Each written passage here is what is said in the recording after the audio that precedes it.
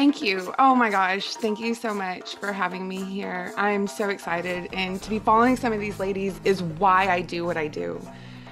I want to kind of talk about my story, right? Because most little girls dream of growing up and getting married. Not me. I dreamt of being successful, dreamed of being a working woman, living in a high rise in New York City. All my life, I've always had big goals, big dreams, big visions of achieving so much. However, no one's ever warned me as a child or even in my life, like of all the things that I might encounter. And yeah, fear, anxiety, depression, addiction, loss, like those are all things that I've had to encounter. I've had to pull myself out. From the age of 5, I started to really feel what fear was. Spanish is my first language. So when I had to go to ESL, my mom dropped me off at the wrong school. No one spoke Spanish, was there by myself, no one to talk to, in the cafeteria, observing everything going on around me. And for the first time in my life, I felt what fear was. At 10, my brother died, saw my parents go into a depression. At 16, I became pregnant. And that's when I thought my life was over. All these dreams, all these ambitions, everything that I thought was going to happen was done. In my mind, I thought I'm going to work. I'm a mother. I got to go to work. So for 2 years, I was in a postpartum depression, which again, was never warned about. And I really thought my life was over. And I met a lady at 19. She was a dentist, a woman of color, and she empowered me. She made me feel by sharing her story that there was hope. She gave me inspiration. She really made me start to believe that all the things that as a kid I dreamt of were still possible, even as a teen mom. And my goal of being successful, of now being a working mom and a successful mom, was not dead, here at 19, I'm now managing 2 dental offices, then 2/11 hit, or I'm sorry, 9/11 hit 2001. And all of a sudden, I felt all these emotions all my life that I've had: fear, anxiety, the uncertainty of what is happening. I, for now, am a mother, and now I'm not just worried about myself. I'm now worried about somebody else. And so I knew at that moment, as most women do, we suck it up and we keep going. And so for the next 18 years, I really learned what it was to function in a stressful, in a very high anxiety, in a high pressure state. Hey, that's what made me very successful at my career. Except what I didn't realize, but the cycle continued, to the outside. I was smiling, I was successful, I was having all these things, but I was miserable inside. Inside, I was screaming for help. I was anxious, I was stressed, I was overwhelmed. I was taking on so much because, again, us women, we can do it all, And so here I thought, this is what life is, And so I learned how to cope with wine. So I drank every night, and every night, I felt like, okay, I was doing good. Everything was still moving forward. And sometimes when I wasn't in the middle of drinking or stressing, or I would hear the whispers, I would hear the screams for salvation. I needed healing, but I didn't know what that looked like. And then in 2018, I did lose my father. And he actually ended up passing away due to alcoholism. And for the first time ever, I had to sit back and analyze and evaluate his life. He was a hard worker. He was a great father. Parents were married for 47 years, very solid foundation. However, he didn't live his life. He let life live him. And for the first time ever, I started to realize, okay, yeah, I was successful. Yeah, I had all these accolades. Yes, I had, 3 kids, I had a nice house. I had everything I thought every person wants to dream of. But what I didn't realize was that life was passing me by. And what I was seeking was answers from the outside world. I was seeking salvation from things outside than myself. I never bothered to seek in. So after the passing of my father in 2018, I sat and I said, what do I need to do? What do I need? Not me as a mother, not me as a daughter, not me as a wife, as a sister, as a friend. What do I need? And I started to realize that I never stopped and allowed myself to hear the whispers, to hear the intuition that as women we are born with, we just don't know how to tap into sometimes when we're so busy. And so I knew that I had to start living out my life the way that I wanted it to, not what society, not what my family, not what my expectations from the outside world were for myself. So the first thing I did in 2019 is I enrolled in a 9-month yoga teacher training program. And in that program, I had found so much of my answers, but it was just the beginning. It was just the beginning of where I needed to be. And one of the biggest things that I found was meditation. Now, this was hard because I'm a busy mind. I'm a visionary. I've always got ideas, never could sleep because I had too much on my mind. So I thought, meditation, I can't do this, but meditation for me was, oh, well, you've got to empty your mind and nothing else can come in. And that's not what meditation is, so during that 9-month program, I kind of learned what meditation was, but it didn't really take root. I didn't really set myself into a daily meditation practice. But then in September 2019, I graduated. And then October 2019, I was laid off. And for the first time in my life, I wasn't like, okay, I'm ready to go get another job. It was, I need to take a break. And the first time in 20 years, I was able to take a few months off and just learn and be with myself. I've never done that in my life. Since the age of 14, I have been working. Since the age of 17, I've been working full time. I, for once in my life, was able to just stop and just listen and be. So I did. And for the first time, I started to have some clarity. And what I did was I said, I need something to ground me. What is it that I need? And I started to kind of go back into my yoga teacher training, some of the studies, some of the things that we had talked about. And I said, I need a morning meditation practice or just a mindfulness practice, not necessarily just meditation. So I did yoga, I journaled, and I meditated, and I did affirmations every single day, even when I didn't want to, even when I didn't believe that I could or that I had the energy. I had to pull it together. I went, and for 20 minutes every single day, I did meditate, journal, yoga, affirmations, repeat. And what I didn't realize what this was doing was setting the foundation for 2020. And, January hit, I had set my goals like everyone else does. And I said, okay, by March 2020, I'm going to complete my life coaching certification. And I'm going to go out there and be a career coach, because for 16 years, that's what I'd done. I had hired and developed teams, mostly in technology. And I said, this is what I'm going to do. For the next 3 months, I worked on my certification, but I also worked on myself. And what I didn't realize was that I never really turned inward for my answers. And during those times of meditation, during the times of pause, during the times of quietness, I started to hear and I started to actually feel and be more present. And then the pandemic hit. And here I thought, okay, I'm going to teach women how and to be thriving in their career. And then the pandemic hits and it really set me back. And the fear, the anxiety, the uncertainty, for once in my life, in my almost 38 years of life, I wasn't overcome by and overwhelmed by all these feelings. And I thought, I've got this. I'm going to do this. I'm going to keep doing what I'm doing. I'm going to keep rooting into my morning meditation. I'm going to show up every day. I'm going to give myself to others because I want to help them thrive in their career. And then after about 6 months, after working with a few women, I realized that it wasn't necessarily the career aspect that I wanted to help women. It was like the others who have come already before me and have talked about. It was finding their purpose, finding their passion, and really rooting themselves down into being the best for themselves, not for everybody else, not for what society expects, not for what your spouse or your parents or whoever it may be. It was, what do I need? And so I really worked on really finding some healing, finding some salvation, and it really was in the power of the breath. That gift of meditation for me, I didn't even realize back in September and October when I started to really look at what I needed to do, what I needed to change, was really what gave me the confidence and the salvation. So for the time I can remember it back in my teens, I had always been addicted to something, drinking, smoking, cigarettes, weed, whatever.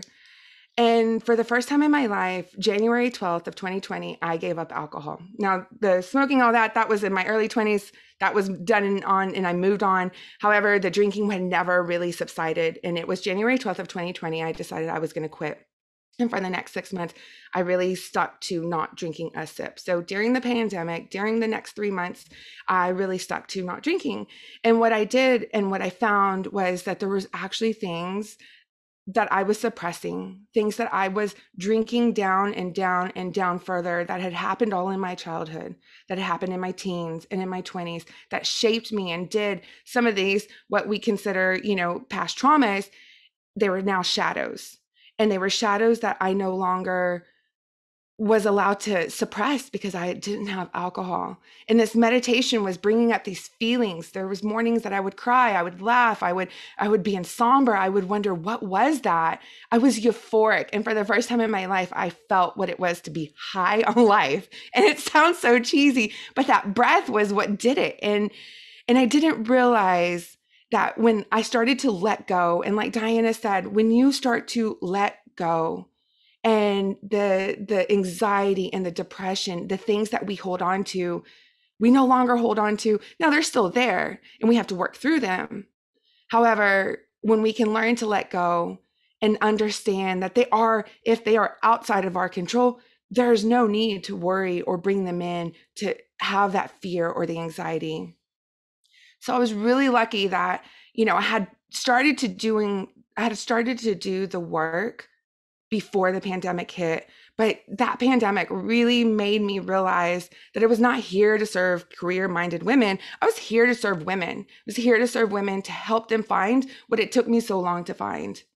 What it took me losing my father, to overcome addiction, I still suffer every now and then from anxiety, but now I can breathe through it. I understand what the feelings are. I am now aware. So I'm able to just take a deep breath and say, I'm okay. I am present and I am okay. And it has just allowed me to just be more available, be more present. And it just really allowed me to reconnect with myself, which, sometimes we lose somewhere in the process. So, over the next few months, I would say now a year, looking back, my business has transformed. And when we think about meditation, and I thought about what I was going to speak about today, when I thought about what got me here today, where I am and how far I've come, in order for me to elevate in my life, no matter what area of life, meditation was the foundation. And so when I started to think about my coaching practice, I had to understand that meditation is the foundation.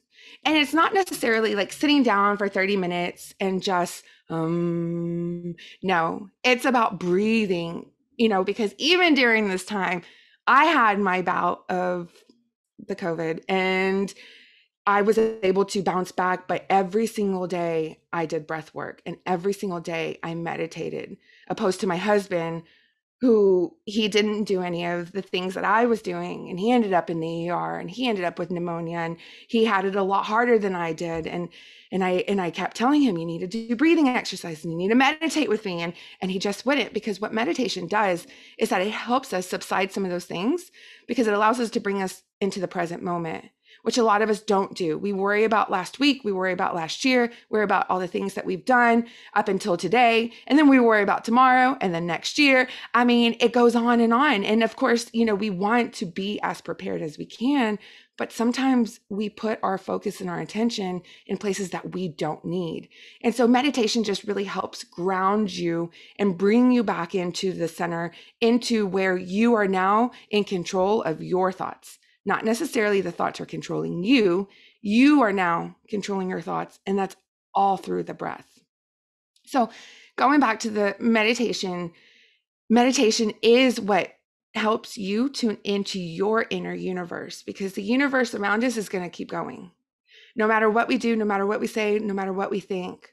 But when we can take that time to just pause, we can find ourselves being at peace. We can allow ourselves to hear those whispers of our soul, to hear the whispers of our intuition, and we can gain the confidence into listening to some of those, because, they say, oh, we should have listened to our first, or the intuition, but the intuition is there. We just need to learn how to tap into it. And when we can breathe and we can allow ourselves to really just take a moment, that's what meditation does. So when I say meditate helps train the brain to be present, it really does. It helps you realize that as I look back into all 37 years of my life prior to my father passing away, I didn't live in the present. I just lived for the next day. I lived for the next paycheck. I lived for the next moment. Never was I ever in the present. And so when I've now learned is that I have to savor these moments because we are not promised tomorrow. We do have things that happen. We have lightning strikes that hit us, and we don't know when they will come. And all we can do is just be present, because for us, the gift is today, not yesterday or tomorrow. The gift is where we're at now, is to be present. And so going back to and thinking about what has helped me and where has it gotten me, is that it's really helped me find some more clarity, some more answers, some more encouragement. I'm just getting started. I'm just now in my second act. I'm ready for my third act, and I know that I won't live my life worrying. I won't live my life in fear and anxiety, because I now have the tools that help me, that for one, it's free. Two, if we can breathe, we can meditate. And so it's not about necessarily learning how to just clear everything. It's just about how to organize everything. So I want to leave you with a tool that I hope that at any point in your day, that if you find yourself overwhelmed, feeling anxious, feeling at a point where you just need to bring some clarity, or maybe just some peace, or maybe just some quietness, I want you to just connect with your breath. And so for just the next few moments, if you are here present, please just find yourself in a hopefully quiet place that you're already in. And I want you to go ahead and just close your eyes. And as you close your eyes, I just want you to shut out what is going on around you, but just be observant. And I want you to just start taking a few deep breaths in through your nose and out through your nose. So keeping your lips softly closed, unclenching your jaw, and just finding some breaths as you inhale and as you exhale, in and out through your nose. Now I want you to start just becoming aware of your breath. Just become of the movement as it comes in and out of your body. Now I want you to take your right hand and put it over your heart, and your left hand over your belly, so you can feel the rise and the fall of your breath. As you inhale, I want you to count to 4. So in your mind, count to 4. 1, 2, 3, 4. Pause. Exhale. 4, 3, 2, 1. Inhale. 1, 2, 3, 4. Exhale. 4, 3, 2, 1. Random thoughts may pop into your mind as you're just taking a few moments of breath, but I want you to just acknowledge what they are, but just dismiss them for right now, and just bring your awareness back to your breath. I want you to inhale as you feel alive and awake. And I want you to exhale any tension, any worries, any fears. Inhale in your mind and say, I am. And as you exhale, say, empowered. An empowering perspective gives birth to an empowering life. Hal Elrod. I want you to just bring your awareness back into the room. And I want you to just know that at any point in your life, when you feel that you just need to take some time, just reconnect to this count of 4. It's a little bit of a longer breath. As humans, we tend to breathe in our chest. We don't ever go a little bit further. So when we can bring ourselves a little bit further down into our breath, we can release some of that tension. We can move some of that stale energy. And I want you to be able to just kind of help yourself, rid yourself of any anxiety or any tension that you may be feeling in that moment. I want you to feel more confident when making decisions. And this is all through meditation. So no matter where you're at in your life, connecting with your breath is connecting with your soul.